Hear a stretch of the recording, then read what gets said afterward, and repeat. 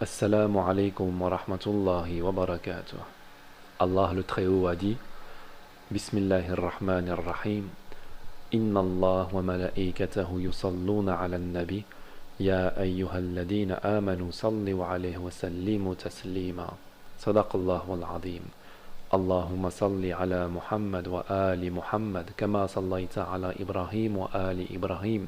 وبارك على محمد وآل محمد كما باركت على إبراهيم وآل إبراهيم في العالمين إنك حميد مجيد. Bismillah. Dans cette vidéo, nous allons aborder le sujet des ablutions. L'ablution est un acte de purification obligatoire qui précède la prière.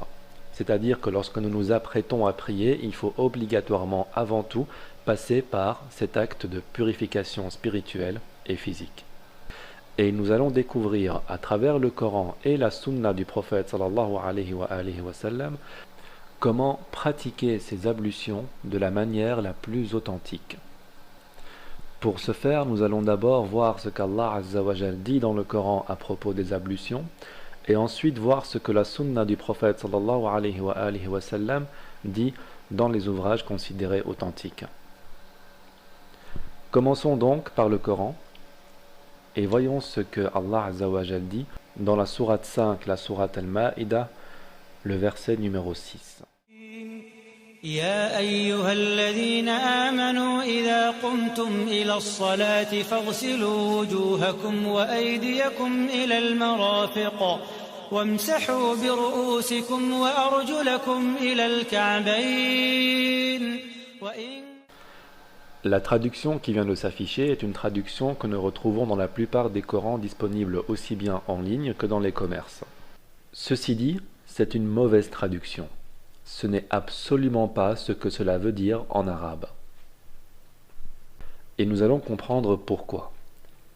Afin de faciliter la compréhension aux non-arabophones, nous allons réécouter le verset et le retranscrire en phonétique. يا أيها الذين آمنوا إذا قمتم إلى الصلاة فاغسلوا وجوهكم وأيديكم إلى المرافق وامسحوا برؤوسكم وأرجلكم إلى الكعبين Mettons en évidence la partie du verset sur laquelle il y a divergence. Farsilu wujuhakum, il y a un A ici, c'est important. Wa aydiyakum, encore un A. Ila al-marafiq, wamsahu bi ru'usikum, le bi ici est important ainsi que le i qui le suit. Wa arjulakum, encore un a. Ila al-ka'bayn. Ici le bi est ce qu'on appelle en arabe un harf jar. Un harf jar est un mot qui donne automatiquement une kasra, c'est-à-dire un i, au mot qui le suit. Bien, reprenons la première phrase. Farsilu wujuhakum wa aydiyakum. Le wa en arabe est la conjonction de coordination. Ça correspond au et en français. C'est-à-dire que le aydiyakum s'accorde avec le wujuhakum et ces mots sont les compléments d'objets directs, les COD, de farsilu. Et comme ils sont tous les deux COD, c'est-à-dire qu'il faut laver quoi? Il faut laver le visage et les mains jusqu'au coude. Il a le marafiq jusqu'au coude. Prenons la deuxième phrase. Wamsahu bi ru'usikum wa arjulakum. Logiquement, si nous suivons le même schéma, arjulakum s'accorde avec ru'usikum car ils sont liés par une conjonction de coordination et tous les deux sont les COD de wamsahu. Et c'est là qu'il y a divergence, car ils disent que arjulakum ne peut pas s'accorder avec ru'usikum puisqu'il y a la présence de fatha, du a. Et que comme il y a la présence du a, cela veut dire que arjulakum s'accorde avec aydiyakum, qui s'accorde avec wujuhakum, et qui sont tous les trois donc les COD de farsilu. Et donc, il faut laver les pieds. Eh bien non, mes amis. Arjulakum s'accorde avec ru'usikum malgré la présence de kasra du i et tous les deux sont les COD de wamsahu et donc il faut essuyer les pieds. Maintenant, quelles sont les preuves qu'il faille essuyer les pieds et non pas les laver comme la plupart le font?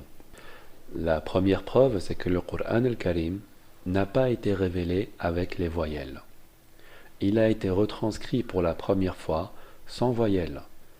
C'est-à-dire que lorsque nous ouvrons le Coran et que nous voyons les A, les I et les O, ce sont des voyelles qui ont été instaurées bien après la mort du prophète sallallahu alayhi wa sallam.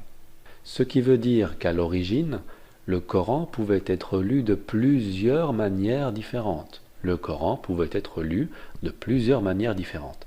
C'est ce qui est confirmé, par exemple, dans le Sahih al-Bukhari.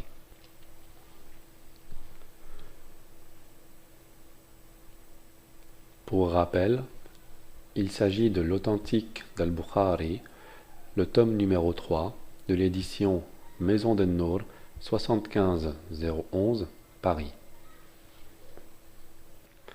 Le troisième volume donc, au hadith numéro 4991, où il est dit: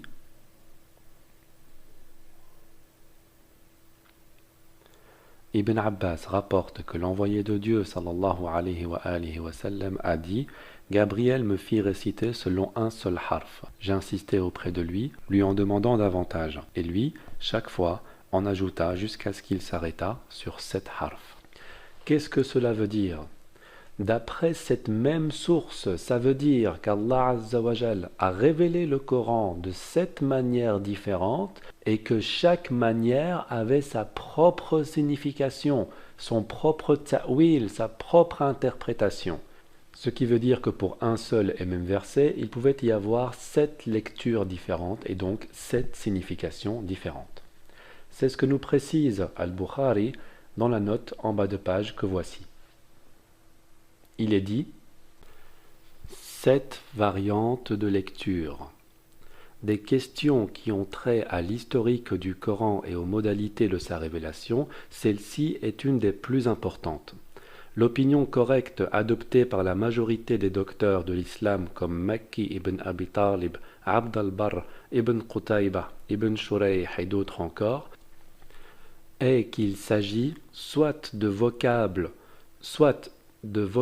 éparpillés dans le Coran qui ne se prononcent pas de la même manière mais qui ont le même sens, ou qui ne se prononcent pas de la même manière et n'ont pas le même sens, 2. Soit de l'ajout d'un mot et l'effacement d'un autre, 3. Soit de l'ajout d'une lettre et l'élision d'une autre, 4. Soit du remplacement d'un signe de modulation, une haraka, à la place d'un autre. Et ici, c'est ce qui nous concerne, c'est le remplacement d'un signe de modulation à la place d'un autre. Soit d'une inversion d'une expression par avancement ou par reculement, taqdim wa ta'khir, soit d'un mot avec prolongative à la place d'un autre sans prolongative, et autre chose de ce genre qui se rapporte à la substance même du mot ou aux modalités de prononciation de celui-ci, sachant que ces divergences peuvent être soumises à la même graphie comme elles peuvent ne pas l'être. Ici, il devient donc clair et net que le Coran peut être lu de 7 manières différentes selon ces sources-là, à un tel point que certains compagnons du prophète sallallahu alayhi wa sallam divergeaient dans leur lecture. Et nous pouvons le voir à titre d'exemple dans le Sahih al-Bukhari toujours, le tome numéro 2, au hadith numéro 2419, où nous pouvons lire: Omar ibn al-Khattab disait: j'ai entendu Hisham ibn Hakim ibn Hizam réciter la sourate al-Furqan, la sourate 25, autrement que je ne le récitais d'ordinaire. Or, l'envoyé de Dieu, sallallahu alayhi wa sallam, me l'avait fait réciter lui-même. Je fus sur le point de me précipiter immédiatement sur Hisham, mais je le laissai terminer sa prière. Et alors, regardez, subhanallah, Omar veut se précipiter sur Hisham alors que ce dernier est en train de prier, subhanallah. Mais je le laissai terminer sa prière et alors, l'enroulant dans son propre manteau, je le traînai devant l'envoyé de Dieu, sallallahu alayhi wa sallam, et dis à ce dernier: Je viens d'entendre cet homme réciter le Coran autrement que tu me l'as fait réciter toi-même.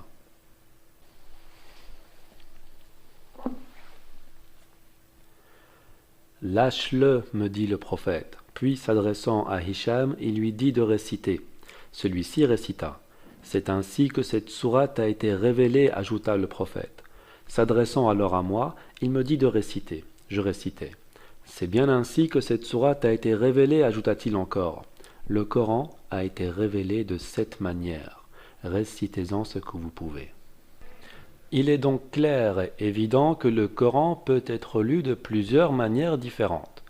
Et comme nous l'avons vu dans le bas de page du tome 1 du Sahih al-Bukhari, il peut aussi être question d'une modification de harakat, c'est-à-dire de voyelles. Pourquoi ai-je mis en avant tout ceci ?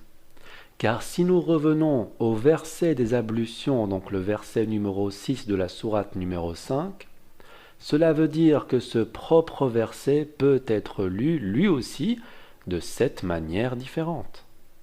Et donc la partie ici sur laquelle il y a divergence peut être lue « Wamsahu biru'usikum wa arjulikum » avec un « i », avec une kasra.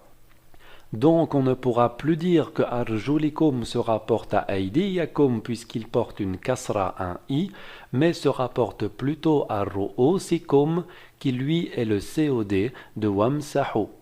Ces deux mots deviennent donc le COD de wamsahu, ce qui prouve qu'il faut également essuyer les pieds. Maintenant la question est de savoir s'il a existé ou s'il existe des savants qui ont lu ce verset de cette manière. De la manière arjulikum et non pas arjulakum. Oui, et c'est la lecture de plusieurs exégètes du Coran. Regardons Tafsir al-Kabir, ou plus connu sous le nom de Tafsir Fakhr al-Razi, le volume numéro 11 à la page 164. Ceux qui jugent l'essuyage des pieds comme étant obligatoire s'appuient sur le fait qu'Allah Azza wa Jal a révélé le mot arjulakum qui a deux formes de récitation. Ibn Kathir, Hamza, Omar, Daoud, Asim et Abi Bakr liraient arjulikum avec la kasra. Et cette récitation est admissible et permise. Le mot arjulikum est alors lié au mot ru'usikum. Et de la même manière que l'essuyage de la tête est obligatoire, il en est de même pour les pieds. À la lumière de ces preuves et de ces arguments solides que nous venons de voir ensemble, il peut être conclu que les pieds doivent être essuyés durant les ablutions, et qu'il s'agit non pas d'une permission, mais d'une obligation. Les pieds doivent obligatoirement être essuyés pendant les ablutions et non pas être lavés comme la plupart le font. Pourquoi laver ses pieds si Allah nous demande de les essuyer? C'est pourtant clair. Ou peut-être que ce n'est pas encore assez clair. Clarifions donc le sujet en apportant des preuves supplémentaires. La divergence se situe donc dans un contexte grammatical. Pour résoudre ce problème grammatical, je vais sortir le verset de son contexte coranique et l'analyser sur un point de vue grammatical. Dès à présent, ça ne sera donc plus un verset, mais une phrase. Une phrase à laquelle je vais me permettre d'apporter quelques modifications afin de faciliter la compréhension de la grammaire. Prenons-le donc comme une phrase. Je dis cela car je sais que nous ne pouvons évidemment pas modifier les paroles d'Allah Azza wa Jal. Mais je vais cependant modifier un élément dans le contexte grammatical et non pas dans le contexte coranique, afin de dissiper les doutes qui règnent autour de la phrase qui crée une divergence. Farsilu wujuhakum wa aydiyakum. En français, lavez vos visages et vos mains. Le « et » est une conjonction de coordination, ce qui veut dire que le mot qui précède et le mot qui suit le « et » sont tous les deux les compléments d'objet direct du même verbe, de la même action. C'est-à-dire qu'on peut très bien dire « lavez vos visages et lavez vos mains » au lieu de dire « lavez vos visages et vos mains ». En arabe, c'est pareil. Nous pouvons très bien dire « farsilu wujuhakum waghsilu aydiyakum » Pour la deuxième phrase, si nous nous fions à la logique de ceux qui préfèrent laver leurs pieds alors qu'il faut, d'après le Coran, les essuyer, on devrait dire Wamsahu biru'usikum waghsilu arjulakum, ce qui est totalement illogique. C'est comme si en français, la phrase et essuyez vos têtes et vos pieds devenait et essuyez vos têtes et lavez vos pieds. C'est totalement insensé. Ça n'a juste pas de sens. Une phrase correcte avec une conjonction de coordination devrait s'écrire Wamsahu biru'usikum wamsahu arjulakum. Reprenons maintenant le verset. Bien que les arguments qui viennent d'être énumérés sont largement suffisants pour convaincre les personnes qui se lavent les pieds que ce n'est pas la bonne manière de faire, mais qu'il faut plutôt s'essuyer les pieds, je vais tout de même encore continuer avec d'autres arguments. L'argumentaire logique. Regardez ce qui se passe. Allah vous demande de laver vos visages. Farsilu wujuhakum. Et laver vos visages. C'est-à-dire que vous allez plonger vos mains dans l'eau pour ensuite amener cette eau sur votre visage pour le laver. Ensuite, Allah vous demande « et vos mains jusqu'au coude ». Et comme nous venons de le voir selon la grammaire avec la conjonction de coordination, et lavez vos mains jusqu'au coude. C'est-à-dire que vous allez encore une fois plonger vos mains dans l'eau pour venir plonger vos mains dans l'eau ou sous le robinet pour en récupérer dans vos mains et pour laver vos mains jusqu'au coude. Généralement, on utilise la main droite pour laver l'avant-bras gauche et la main gauche pour laver l'avant-bras droit. On est toujours dans le lavage. Ensuite, Allah vous demande « Wamsahu biru'usikum », c'est-à-dire qu'à partir de ce moment-là, vous n'allez plus plonger vos mains dans l'eau, vous n'allez plus mettre vos mains sous le robinet. Car Allah vous demande d'essuyer. Essuyer quoi? Vos mains ne sont pas sèches. Eh bien, ce qui vous reste d'eau dans les mains, Allah vous demande de les essuyer ou sur une partie de votre tête. Wamsahu biru'usikum. Quelle est la logique si Allah, après vous avoir demandé d'essuyer ce qui vous reste d'eau dans les mains, vous demande de les remouiller à nouveau? Où est la logique? Vous vous lavez, vous vous essuyez, pourquoi vous relaveriez-vous encore une fois? Pourquoi remouiller ses mains pour laver ses pieds et ensuite on reste comme ça? Voilà. On nous demande, bah oui, on nous demande plus d'essuyer par la suite. Non mes frères, non mes sœurs. La logique est bel et bien de commencer par se laver le visage, par se laver les mains jusqu'au coude, ensuite s'essuyer ce qui reste d'eau dans les mains sur une partie de la tête, et finaliser cet essuyage en passant vos mains mouillées sur vos pieds. Et c'est ce que Allah veut dire par là. Pourquoi? Pour vous débarrasser totalement de l'eau qui reste dans vos mains. Essuyez-les sur une partie de votre tête et ensuite sur vos pieds. Et c'est valable pour toute chose. Lorsqu'on lave quelque chose, on l'essuie, mais si on l'essuie, ce n'est pas pour la relaver encore une fois. On l'essuie et c'est fini. C'est totalement évident. C'est évident. Bien, reprenons le verset dans le contexte grammatical. Apportons-y encore une modification pour comprendre encore mieux qu'il faille bien essuyer les pieds et non pas laver les pieds. Rappelez-vous que ceux qui se lavent les pieds estiment que arjulakum se rapporte à aidiyakum qui se rapporte à wujuhakum et qui s'accorde donc avec farsilo et donc il faut laver selon eux les pieds. Nous allons jouer avec le bi. Pour rappel, bi est un harf jar qui veut dire une partie de. Lorsque je dis biru'usikum, c'est une partie de vos têtes. Lorsque je dis ru'usakum, c'est vos têtes. Retirons le bi. Si nous retirons le bi, cela devient wamsahu ru'usakum. avec un A et non avec un I, puisque c'est à cause de la présence du harf jar, du bi, que ru'usakum devient ru'usikum. Il prend une kasra. Donc, si nous retirons le bi, il est évident que cela devienne wamsahu ru'usakum. Et voilà, le problème est réglé. Il suffit de retirer le bi pour que cela devienne ru'usakum. Et donc, pour que arjulakum s'accorde avec ru'usakum, puisque cette fois, tous les deux ont un A, et que tous les deux soient les COD de wamsahu. Et donc, il faut essuyer les pieds. Donc, cela veut dire que l'essuyage des pieds dépend de quoi? Dépend de la présence du bi, selon eux, selon leur logique. Donc, ça veut dire que si Allah nous avait demandé de nous essuyer toute la tête et non pas une partie, à ce moment-là, selon leur logique, il aurait fallu essuyer les pieds également. Mais comme Dieu nous demande de nous essuyer qu'une seule partie de la tête, alors il ne faut pas essuyer les pieds, il faut les laver. Subhanallah, quelle logique!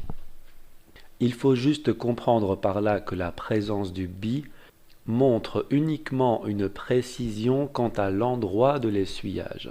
Où est-ce qu'il faut essuyer? Sur une partie de nos têtes. Sur une partie de nos têtes. Et ce n'est pas parce qu'il y a un bi que arjulakum doit être le COD d'un verbe se trouvant 3 km plus loin. Arjulakum ne peut pas être le COD de farsilo, car farsilo est une première action, celle de laver.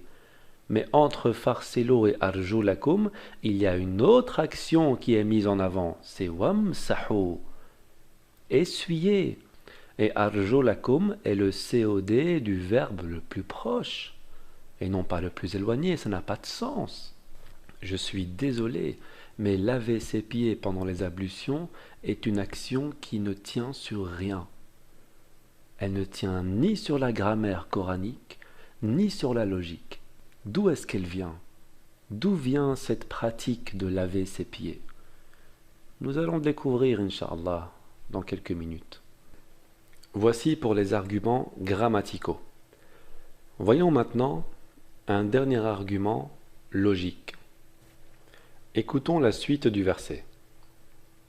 وإن كنتم مرضى أو على سفر أو جاء أحد منكم من الغائط أو لامستم النساء فلم تجدوا ماء فتيمموا صعيدا طيبا فامسحوا بوجوهكم وأيديكم منه. Le tayammum. Le tayammum consiste à faire ses ablutions sans eau. En absence d'eau, nous devons avoir recours à de la terre pure et en passer sur une partie de nos visages et sur nos mains.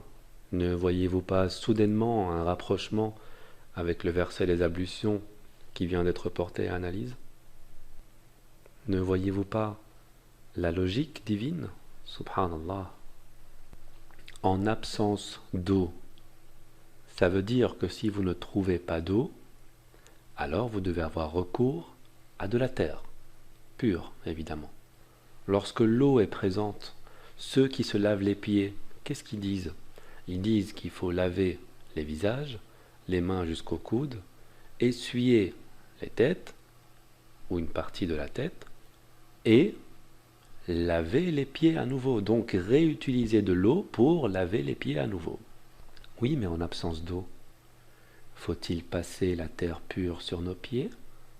Ah non, ce n'est pas marqué, mes amis, ce n'est pas écrit. Et ceci est une preuve immense qui démontre qu'il ne faut pas laver les pieds, mais les essuyer. Car puisque la terre pure vient remplacer l'eau, cela veut dire qu'elle vient également remplacer toutes les actions nécessitant de l'eau. Et quelles sont les actions obligatoires lors de tayammum? Où doit-on passer cette terre pure? Sur une partie du visage et sur les mains. Et comme cela remplace l'eau, cela veut dire qu'à la base, en présence d'eau, il faut laver le visage et les mains. S'il fallait laver les pieds, alors il aurait fallu aussi utiliser de la terre pure sur les pieds. Mais ce n'est pas le cas. Allah ne nous demande pas de passer de la terre pure sur nos pieds, ce qui veut dire que les pieds à la base n'ont pas besoin d'eau, ne doivent pas être lavés. Et ça, mes amis, ça c'est la logique de la religion.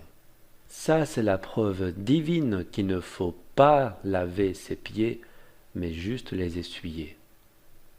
Le Coran, subhanallah, se définit par lui-même, et en voilà la preuve. Nous avons abordé assez d'éléments, et bien plus qu'il n'en faut, pour prouver qu'il faille bien essuyer les pieds lors des ablutions et non pas les laver. Nous avons utilisé pour cela des analyses grammaticales et des développements logiques. Dans la vidéo suivante, nous aborderons l'essuyage des pieds selon la sunna du prophète sallallahu alayhi wa sallam. Et nous répondrons à la question: d'où vient cette pratique frauduleuse qui est de se laver les pieds durant les ablutions? Quelle est son origine? Merci d'avoir suivi. Assalamu alaikum wa rahmatullahi wa barakatuh. Allahumma salli ala Muhammad wa ali Muhammad.